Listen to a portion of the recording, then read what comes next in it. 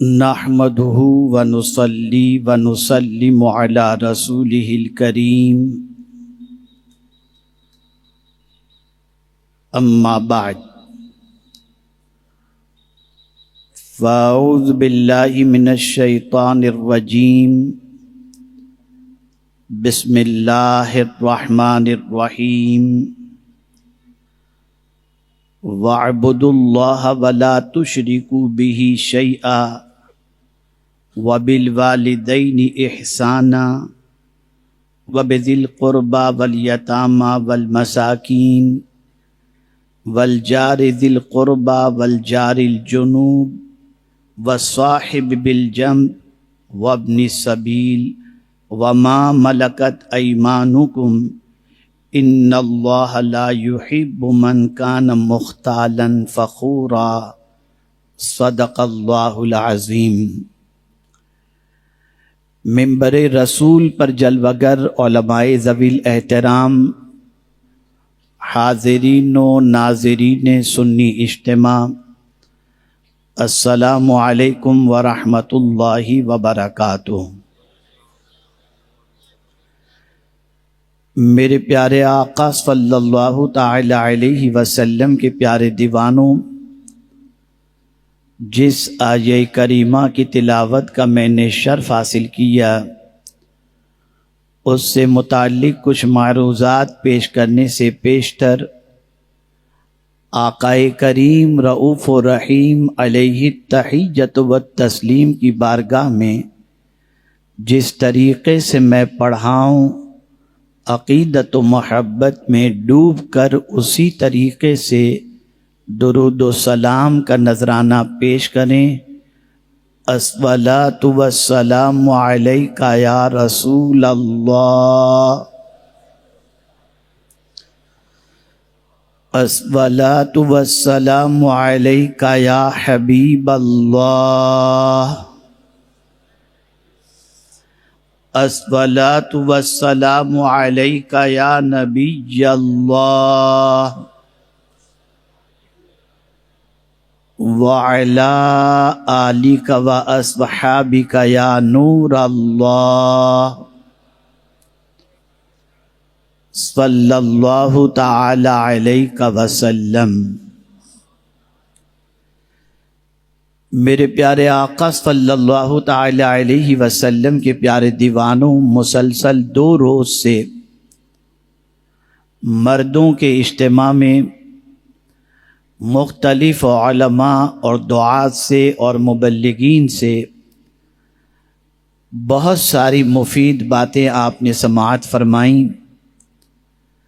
اب آہستہ آہستہ اجتماع اختتام کی طرف بڑھ رہا ہے، اور انشاءاللہ العظیم جب ہم یہاں سے اپنے گھروں کو لوٹیں گے تو اللہ نے چاہا تو بہت ساری برکتیں اپنے ساتھ یہاں سے لے کر کے لوٹیں گے۔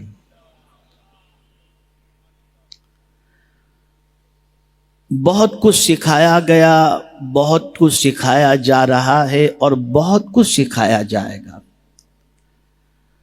ہمارے یہاں نماز کورس ہوتا ہے، روزہ کورس ہوتا ہے، حج کورس ہوتا ہے، زکوٰۃ کورس ہوتا ہے، اور بہت سارے لوگ نماز کے مسائل پوچھنے آتے ہیں، روزے کے مسائل پوچھنے آتے ہیں، حج کے مسائل پوچھنے آتے ہیں، زکوٰۃ کے مسائل پوچھنے آتے ہیں، اور یہ ساری چیزیں پوچھنی بھی چاہیے اور سیکھنی بھی چاہیے۔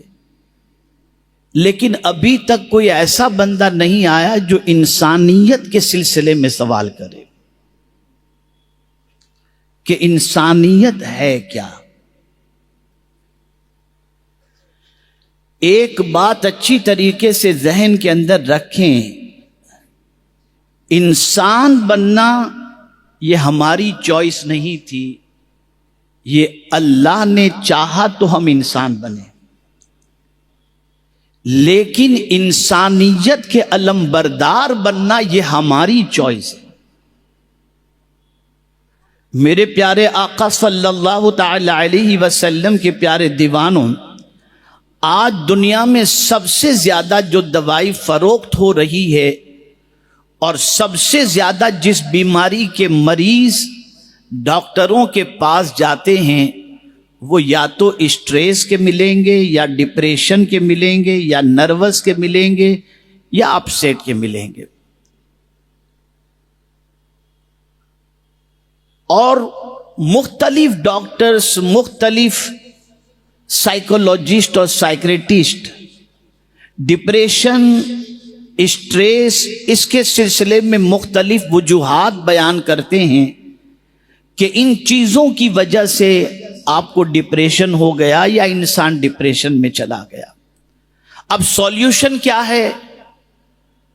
تو پھر سولوشن کے لیے کوئی ٹیبلٹ دے دی گئی، کاؤنسلنگ کر دی گئی اور کہا گیا کہ بس آپ اس کے ذریعے اپنی زندگی گزاریں. میرے پیارے آقا صلی اللہ تعالی علیہ وسلم کے پیارے دیوانوں، آج کے سہولت کے دور کے اندر آدمی کو زیادہ مطمئن اور پرسکون رہنا چاہیے تھا. گزشتہ 500 سال پہلے کی زندگی کے مقابلے میں، جب نہ ٹرینیں تھیں، نہ فلائٹ، نہ سوشل میڈیا، نہ انٹرنیٹ، یہ ساری سہولتوں کے آنے کے بعد 500 سال پہلے جو سہولتیں نہیں تھیں اس کے مقابلے میں ان سہولتوں کی بنیاد پر انسان کو آرام ملنا چاہیے تھا. لیکن ہم دیکھ رہے ہیں آرام کے نام پر بیماریاں بڑھتی جا رہی ہیں. آرام تو کیا ملے گا؟ کہنے والے نے کہا مرض بڑھتا گیا جوں جوں دوا کی.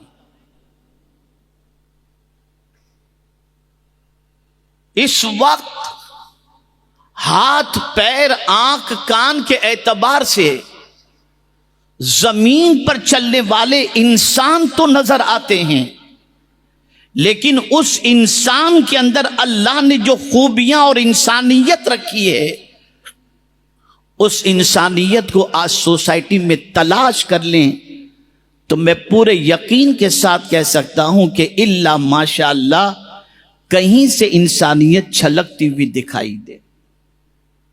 اللہ کی کتاب انسانیت کا درس دیتی ہے. رسول اعظم صلی اللہ علیہ وسلم نے اپنا انٹروڈکشن سب سے پہلے نبی ہونے کا نہیں کروایا، بلکہ پیغمبر رحمت صلی اللہ علیہ وسلم نے سب سے پہلے دنیا کے سامنے اپنی پہچان ایک بہترین انسان کی حیثیت سے پیش فرمائی. میں حدیث کی روشنی میں سمجھاؤں گا انسانیت کیا ہے، اور قرآن کی روشنی میں سمجھاؤں گا کہ انسانیت کیا ہے، اور پھر اس کے بعد ہم اپنے مینٹلی فزیکلی پرابلمز کا سولوشن بھی ان چیزوں میں تلاش کریں، اور ساتھ ہی ساتھ ہم سوچیں کہ آخر کیا وجہ ہے کہ آج پوری دنیا بے چین ہو گئی، پوری دنیا بے قرار ہو گئی. ہر چوتھا آدمی، ہر تیسرا آدمی ٹینشن میں گرفتار نظر آتا ہے، پریشانی میں گرفتار نظر آتا ہے، اپسیٹ نظر آتا ہے. اس کو زندگی میں کوئی لطف نظر نہیں آتا، اسے زندگی میں کوئی مزہ نظر نہیں آتا. وہ جینے سے زیادہ قبر کو پسند کرتا ہے. بڑی عجیب سچویشن ہو گئی. آئیے اللہ کی کتاب کو سمجھیں. یہ کتاب صرف نماز روزے کی تعلیم نہیں دیتی، یہ کتاب صرف حج و زکوٰۃ کی تعلیم نہیں دیتی، بلکہ یہ کتاب تخلیق انسانی کے مقصد کو یوں اجاگر کرتی ہے کہ اے میرے بندے، اللہ عز و جل گویا یوں کہہ رہا ہو کہ میرے بندے، تو اگر سمجھتا ہے کہ میں نے تجھے صرف بندگی کے لیے، نماز روزے کے لیے پیدا کیا، تو جان لے میرے پاس اس کے لیے، نماز کے لیے فرشتوں کی کوئی کمی نہیں. بے پناہ فرشتے ہیں جو عبادت و ریاضت میں مصروف ہیں. جہاں تجھے ہم نے نماز روزے اور حج و زکوٰۃ کے لیے پیدا کیا، وہیں پر انسانوں کے ساتھ اچھے سلوک اور انسانوں کی خدمت کے لیے بھی تجھے پیدا کیا۔ کہنے والے نے کہا کہ درد دل کے واسطے پیدا کیا انسان کو، ورنہ طاعت کے لیے کچھ کم نہ تھے کر و بیان۔ اب آئیے آپ دیکھیں اللہ نے اپنی عبادت کے ساتھ کس طریقے سے انسانیت کی تعلیم دی، اسے تھوڑا سا سمجھیں تاکہ کچھ سوچ بھی درست ہو، اور جس سبق کو آج کا مسلمان بھول چکا ہے، بلکہ یہی وہ سبق تھا جو ایک مسلمانوں کی سب سے بڑی پہچان تھی۔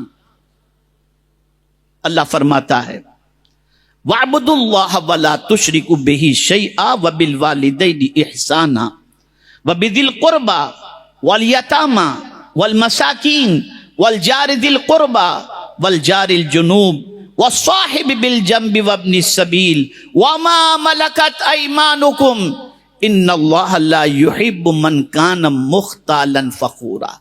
توجہ سے ترجمہ سماعت فرمائیں۔ اللہ ارشاد فرماتا ہے اور اللہ کی بندگی کرو اور اس کا شریک کسی کو نہ ٹھہراؤ۔ یہاں تک اللہ نے اپنی بندگی کی بات بتا دی۔ عبادت صرف خدا کی، اور اس کا شریک کسی کو نہیں ٹھہرایا جا سکتا۔ اور اس کے بعد فوراً کیا فرمایا؟ وَبِالْوَالِدَيْنِ إِحْسَانًا، اور ماں باپ سے بھلائی کرو۔ اب یہاں سے انسانیت کا درس شروع ہو رہا ہے۔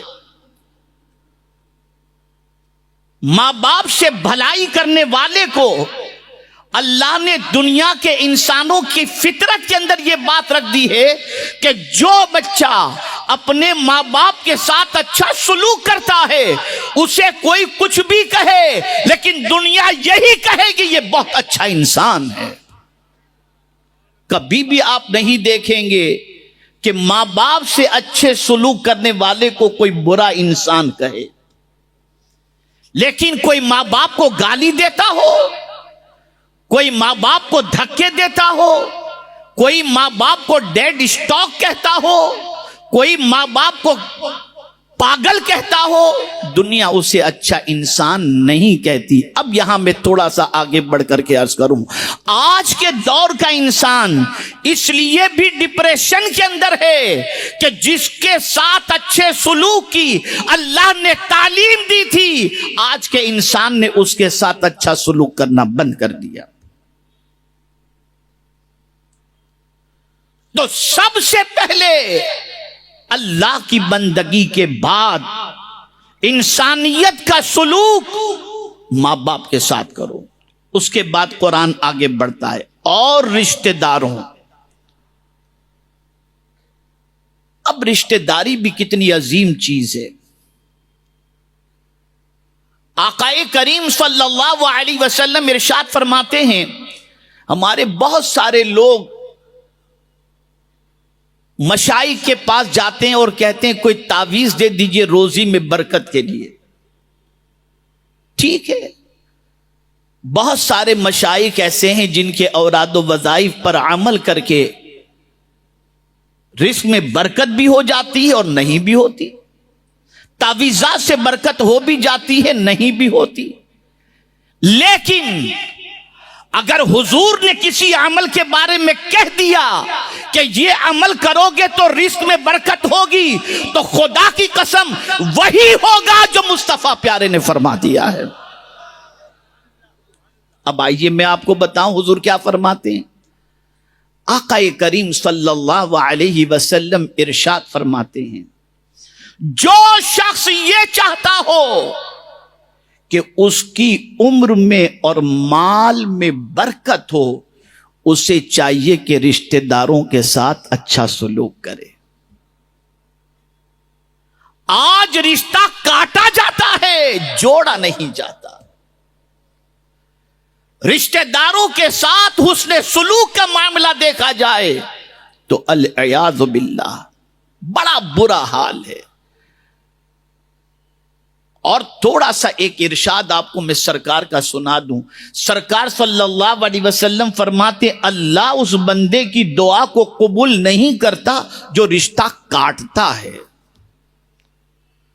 رشتہ توڑنے والے کی دعا اللہ قبول نہیں کرتا. اسی طرح سے سمجھ میں یہ بات آ گئی اس حدیث کی روشنی میں کہ انسانیت کا سلوک جہاں ماں باپ کے ساتھ اچھا کرنا ہے وہیں پر انسانیت کا سلوک رشتہ داروں کے ساتھ. پھر آگے فرمایا اور یتیموں اور محتاجوں اور پاس کے ہمسائے. معاشرے کے وہ لوگ جو یتیمی کا داغ جھیل رہے ہیں ان کے ساتھ اچھا سلوک کرو. اچھا یتیم کے ساتھ اچھا سلوک کرنے سے کیا ملے گا؟ تو اب سرکار صلی اللہ علیہ وسلم فرماتے انا وکافل الیتیم کہاتین. سرکار فرماتے ہیں میں اور یتیم کی کفالت کرنے والا دونوں قیامت کے دن اتنے قریب ہوں گے جیسے کہ یہ دو انگلیاں ہیں. یہ ہے انسانیت. آگے آقا کریم صلی اللہ علیہ وسلم نے فرمایا اور محتاجوں. اگر معاشرے کے اندر کوئی محتاج ہے بے روزگار ہے تو ان کے ساتھ اچھے سلوک کا حکم اللہ عز و جل نے عطا فرمایا. اور کوئی یہ نہ سوچے کہ اگر کسی محتاج کی کوئی مدد کر رہا ہے تو وہ اس پر احسان کر رہا ہے. نہ، قرآن اٹھا کر دیکھو اللہ فرماتے وفی اموالہم حق للسائل والمحروم. ان کے مالوں میں ان کا بھی حق ہے جو محتاج اور بے روزگار ہیں. ہمارے مال میں صرف ہمارا ہی حق نہیں بلکہ معاشرے کے اندر جو لوگ بے روزگار ہیں محتاج ہیں اللہ نے ان کا حق بھی ہمارے مالوں کے اندر رکھا ہے. یہ قرآن کہہ رہا ہے. اسی کے ساتھ قرآن نے کہا اور پاس کے ہمسائے اور دور کے ہمسائے یعنی پڑوسی. جو ایک دم قریب کے پڑوسی ہیں یا دور کے پڑوسی ان کے ساتھ اچھا سلوک کرو. میرے پیارے آقا صلی اللہ تعالی علیہ وسلم کے پیارے دیوانوں، آقا کریم صلی اللہ علیہ وسلم نے تو یہ فرمایا کہ جب تم اپنے گھر کے اندر سالن بناؤ تو شوربہ زیادہ بناؤ اور اس کو تھوڑا سا پڑوسیوں کے یہاں بھیج دیا کرو. حضرت احنف بن قیس رضی اللہ تعالیٰ عنہ نے انسانیت کیا ہے اسے سمجھایا. اور اگر آج اس اجتماع میں یہ سبق ہم سیکھ کر کے اٹھے اور اس پر ہم نے عمل کیا تو صرف یہ نہیں کہ زمین کے اوپر کا ٹینشن ختم ہوگا، واللہ زمین کے اوپر کا، زمین کے اندر کا اور میدان محشر کا بھی ٹینشن اللہ ختم فرما دے گا. اب یہ سبق سن لو اور آج یہ عظیم سبق سیکھ کر کے اٹھو. اس پہچان کو حضور چاہتے تھے کہ سرکار کی امت کی پہچان یہ بنے. اسی لیے جب وحی الہی کا نزول ہوا اور سرکار صلی اللہ علیہ وسلم نے ام المؤمنین حضرت خدیجۃ الکبریٰ رضی اللہ تعالی عنہا سے ارشاد فرمایا زملونی، مجھے چادر اڑاؤ. اور سرکار صلی اللہ علیہ وسلم نے اپنے ضائع ہونے کے حوالے سے خدشے کا اظہار کیا. تو وہ انسانیت جو حضور کی تھی اس کے بارے میں ام المؤمنین نے کہا کہ کلا واللہ لا یخزیک اللہ ابدا. یقیناً یقیناً اللہ کی قسم اللہ کبھی آپ کو ضائع نہیں فرمائے گا. ریزن کیا بیان فرمایا؟ وہی سبق انسانیت کہ آپ کو اللہ کیسے ضائع فرمائے گا کہ آپ صلہ رحمی کرنے والے ہیں، غریبوں کی پریشانی کو دور کرنے والے ہیں، مصیبت زدوں کو مصیبت زدوں کی مصیبت کو دور کرنے والے ہیں. دنیا کو حضور نے بتا دیا میرے نبی ہونے کی پہچان تو میں نے بعد میں کروائی ہے، ایک اچھے انسان ہونے کی پہچان میں نے سب سے پہلے کروائی ہے. یہ سبق ہے انسانیت کا۔ اب آئیے، حضرت احنف بن قیس رضی اللہ تعالیٰ عنہ سے پوچھا گیا، حضور انسانیت کیا ہے؟ What is humanity? انسانیت کیا ہے؟ ارشاد فرماتے ہیں، دولت مند ہونے کے باوجود متواضع اور منکسر المزاج ہونا۔ اگر اللہ تمہیں دولت دے دے تو تمہارے اندر دولت کے عوض میں تکبر نہ آئے، اور دولت مند ہونے کے باوجود بھی تم غریب کو، حقیر کو، فقیر کو، چھوٹوں کو، سب کو سلام کرنے کے عادی رہو اور ان کے ساتھ اچھی طریقے سے ملو۔ یہ تمہارے ذہن میں نہ رہے کہ یہ تو میرے اسٹیٹس کا آدمی بھی نہیں، منہ لگانے کے قابل بھی نہیں۔ اگر تمہارے ذہن میں یہ آ گیا تو صرف انسان کے لباس کے اندر ہو، انسانیت تمہارے اندر نہیں ہے۔ کیا حضور سے بڑھ کر کوئی مالدار تھا؟ کیا حضور سے بڑھ کر کوئی علم والا تھا؟ اگر آج آپ کے پاس کوئی بڑی کار آ جائے اور آپ گھمنڈ میں آ جائیں تو میں پوچھتا ہوں، حضور نے جیسی سواری استعمال کی، کیا آپ میں سے کوئی ہے اس سواری کے استعمال کرنے والا؟ سرکار نے تو براق استعمال فرمائی۔ لیکن کوئی بتا دے کہ کبھی حضور کی زندگی میں سرکار صلی اللہ علیہ وسلم نے غریب کو دیکھ کر کے کبھی آقا کریم صلی اللہ علیہ وسلم نے منہ پھیرا ہو یا ان کے سامنے تکبر کیا ہو؟ یہ کہاں سے سیکھ لیا آپ نے؟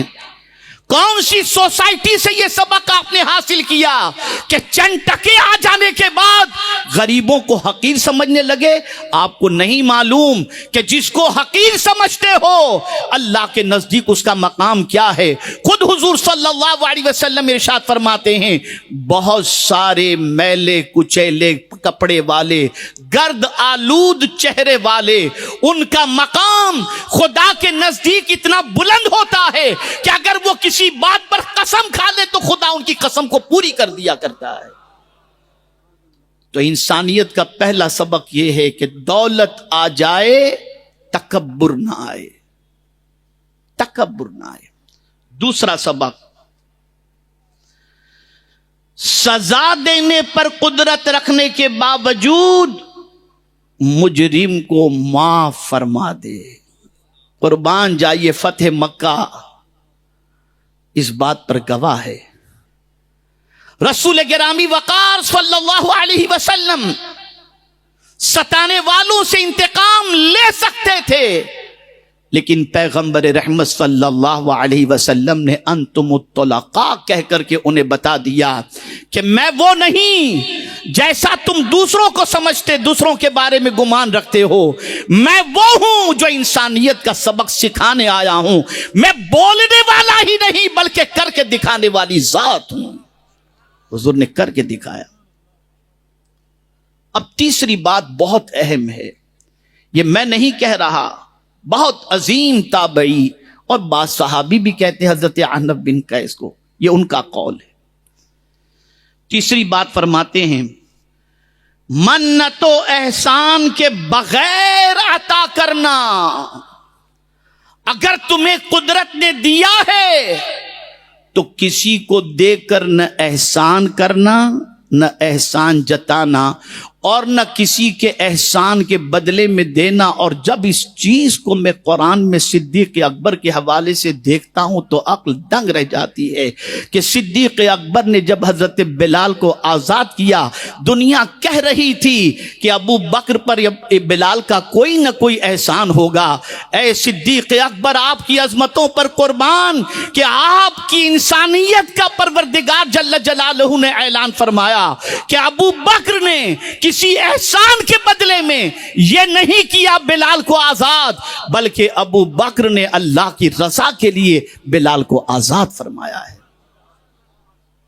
وَمَا لِأَحَدٍ عِندَهُ مِن نِعْمَةٍ تُجْزَى إِلَّا ابْتِغَاءَ وَجْهِ رَبِّهِ الْأَعْلَىٰ۔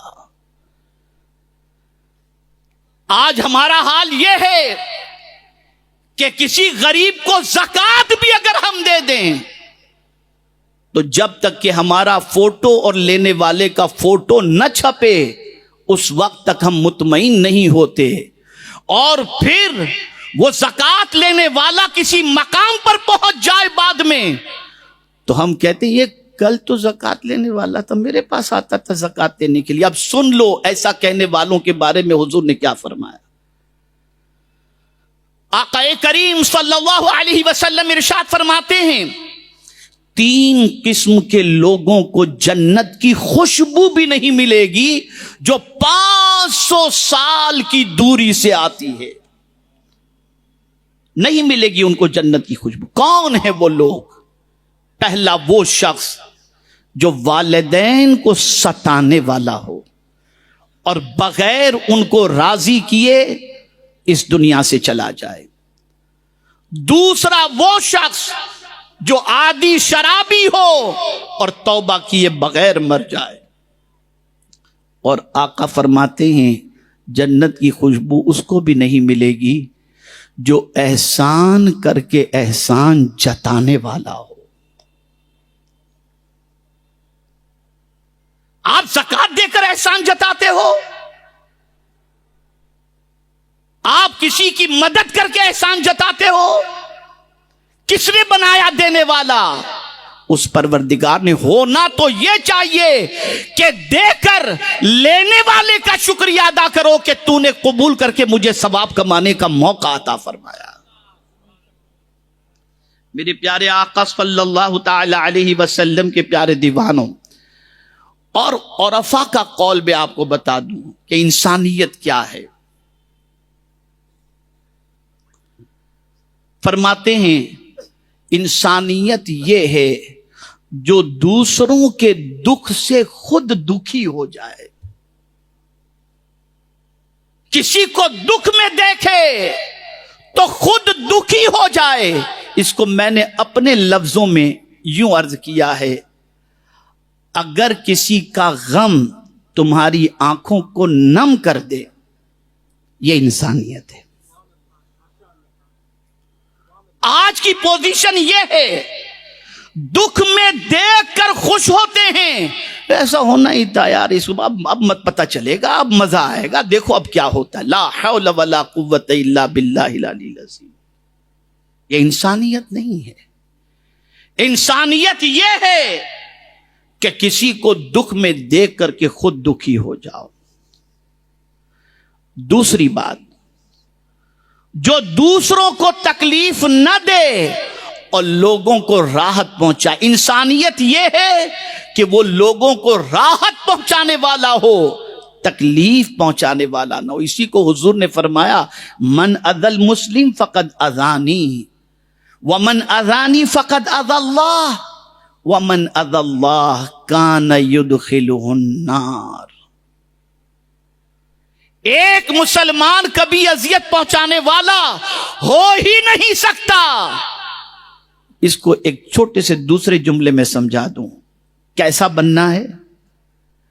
آدمی گھوڑا پالتا ہے، توجہ چاہوں گا اس جملے پر۔ آدمی گھوڑا پالتا ہے اور سانپ کو مار ڈالتا ہے۔ کیوں؟ گھوڑا نفع پہنچانے والا ہے، سانپ نقصان پہنچانے والا ہے۔ جس دن خدا کی قسم ہم مسلمان نفع پہنچانے والے بن جائیں گے، دنیا کی کوئی طاقت ہمیں مٹا نہیں سکتی۔ نفع پہنچانے والے بنو۔ اور سرکار صلی اللہ علیہ وسلم نے فرمایا لوگوں میں سب سے بہترین انسان وہ ہے جو لوگوں کو سب سے زیادہ نفع پہنچائے۔ اور قرآن کہتا ہے فَأَمَّا الزَّبَدُ فَيَذْهَبُ جُفَاءً فَأَمَّا مَا يَنْفَعُ النَّاسَ فَيَمْكُثُ فِي الْأَرْضِ كَذَلِكَ يَضْرِبُ اللَّهُ الْأَمْثَالَ۔ تیسری بات، کسی کے خلاف ناانصافی یا کسی کو مدد کی ضرورت ہو تو خود سے آگے آئے۔ توجہ چاہوں گا، بلانے کا انتظار نہ کرے، خود سے آگے آئے۔ یہ نہیں کہ کوئی بلائے گا تو جاؤں گا، پتہ چلا یہ مصیبت میں ہے، خود سے چلے جاؤ۔ یہ ہے انسانیت، یہ ہے انسانیت۔ چوتھی بات، اس کے دل میں سب کے لیے عزت ہو، غریب ہو یا امیر، بادشاہوں کے فقیر، سب کے لیے اس کے دل میں عزت ہو، وہ ہر ایک کا احترام کرے۔ میرے پیارے آقا صلی اللہ علیہ وسلم کے پیارے دیوانوں، اور آخری بات انسانیت کے حوالے سے میں کہہ دوں، خود بہت لوگوں پر مہربان ہے اور خدمت گزار ہے یا لوگوں کا درد رکھنے والا ہے، ایسا اپنے بارے میں خود بھی گمان نہ کرے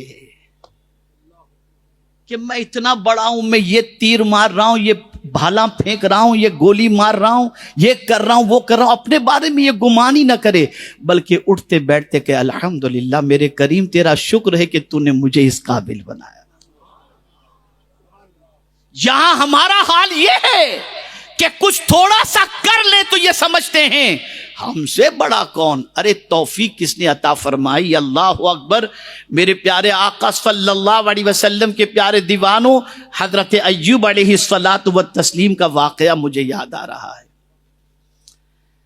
کہ حضرت ایوب علیہ الصلاۃ والتسلیم نے جب صبر اس طریقے سے کیا کہ پروردگار جل جلالہ نے خود فرما دیا اِنَّا وَجَدْنَاهُ صَابِرًا، کہ بے شک ہم نے ان کو صبر کرنے والا پایا۔ تو اب ظاہر سی بات ہے، خدا جب تعریف کرے اپنے بندے کی تو بندے کا مچلنا تو ضروری ہے نا۔ تو مچلتے ہوئے اپنے رب سے کہتے مولا میں نے کیسا صبر کیا نا۔ تو رب نے بھی فرمایا ایوب یہ صبر کی توفیق لایا کہاں سے؟ جب سنا تو گریبان پھاڑ دیا اور کہا ہاں ہاں مولا یہ توفیق تیری طرف سے ہے، تو سن لو اگر تم کسی کی مدد کر رہے ہو یہ تمہارا کمال نہیں، یہ اللہ کا کرم ہے کہ اس نے تمہیں توفیق عطا فرمائی ہے۔ یہ ہے انسانیت، یہ ہے انسانیت۔ مجھے وقت کی قلت کا بھی خیال ہے اور اپنے بزرگوں کا بھی خیال ہے، بس ایک آپ کو کام دے دوں کہ اب آپ کو یہاں سے جا کر کے کن چیزوں پر پریکٹس کرنی ہے۔ پہلی چیز، صبح اٹھ کر مخلوق سے کنیکٹ ہونے کی بجائے رب سے کنیکٹ ہو جاؤ۔ کیسے؟ صبح اٹھ کے پہلے موبائل پر ہاتھ مت مارو کس کا میسج ہے، آنکھ کھلے الحمدللہ الذی احیانا بعد ما اماتنا والیہ النشور، یہ فوراً آپ نے اپنے رب کا شکر ادا کیا، آپ کا کنیکشن رب سے ہو گیا۔ اب جب آپ نے شکر ادا کیا تو وہ کریم بھی فرماتا ہے لَإِن شَكَرْتُمْ لَأَزِيدَنَّكُمْ، تم شکر کرو گے ہم تمہیں زیادہ عطا کریں گے۔ تو صبح اٹھتے ہی رب سے کنیکٹ ہو جاؤ، صبح اٹھتے ہی رب سے کنیکٹ ہو جاؤ۔ یہ تو اس کی ذات سے کنیکشن کا معاملہ۔ پھر آپ اٹھتے ہیں، ہم اٹھتے ہیں، برش کرتے ہیں، مسواک کرتے ہیں، آئینے کے سامنے دیکھتے ہیں، جیسے ہی میرر پر نظر پڑے اب اپنی سیرت کی طرف متوجہ ہو جاؤ، فوراً میرر دیکھ کر کے یہ دعا کرو اللہم حسن خلقی کما حسنت خلقی، اے اللہ میرے اخلاق اچھے کر دے جیسے کہ تو نے میری پیدائش اور میری خلقت اچھی کر دی۔ جہاں آپ نے یہ دعا کر لی آپ کے مزاج کے اندر آپ کے سیل دوڑنے لگ جائیں گے اور آپ کا ضمیر کہے گا ارے صبح اٹھ کر تو میں نے اچھے اخلاق کی دعا کی ہے، اب میں برے اخلاق کی طرف کیسے جاؤں۔ یہ دو چیزیں خاص طور پر ذہن میں۔ پھر نماز تو پڑھنی ہی ہے، اللہ توفیق دے تو تلاوت بھی کرو، اور پھر جب گھر سے نکلو تو تیسرا کام یہ کرو کہ صدقہ دے کر کے نکلو، اس میں کوتاہی نہ برتو۔ کیوں؟ پتہ نہیں واپس لوٹیں گے کہ نہیں لوٹیں گے، تو حضور نے فرمایا جو صدقہ دیتا ہے اللہ اسے برے خاتمے سے بچا لیتا ہے، بچا لیتا ہے اسے۔ تو صدقے کی عادت ڈالو۔ میرے پیارے آقا صلی اللہ تعالی علیہ وسلم کے پیارے دیوانوں، اور چوتھی چیز یہ عزم کرو کہ میں جھوٹ نہیں بولوں گا۔ اس لیے کہ بازار میں جا رہے ہو نا، تجارت کے میدان میں جا رہے ہو، یا ملازمت کے لیے جا رہے ہو، جھوٹ نہیں، یہ چوتھی چیز آپ اپنا لیں۔ اور پھر صدیق اکبر سے سرکار نے، بلکہ صحابہ سے حضور نے پوچھا تھا تو اس وقت صرف واحد صدیق اکبر نے وہ جواب دیا تھا۔ سرکار صلی اللہ علیہ وسلم نے پوچھا تم میں کوئی ہے جس نے آج صبح کو کسی مریض کی عیادت کی ہو؟ صدیق اکبر نے کہا حضور میں نے کی۔ سرکار نے فرمایا تم میں کوئی ہے جو کسی جنازے کے پیچھے چلا ہو؟ صدیق اکبر نے کہا حضور میں چلا ہوں۔ سرکار نے فرمایا تم میں کوئی ہے جس نے روزہ رکھا ہو؟ صدیق اکبر نے کہا حضور میں نے روزہ بھی رکھا ہے۔ آپ اندازہ لگائیں یہ وہ سارے امور ہیں جو صدیق اکبر رضی اللہ تعالیٰ عنہ انجام دے رہے تھے۔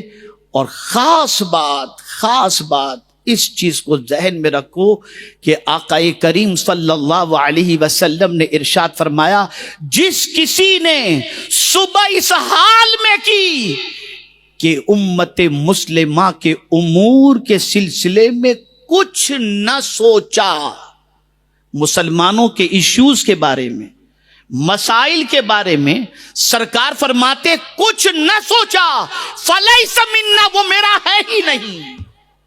تو صبح اٹھ کے حضور کی امت کے بارے میں سوچو، اس کی فکر کرو۔ یہ چند باتیں تھیں۔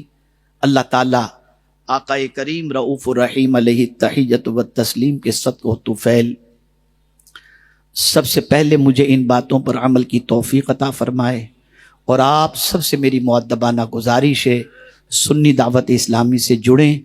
وما علینا الا البلاغ المبین۔ السلام علیکم ورحمۃ اللہ وبرکاتہ۔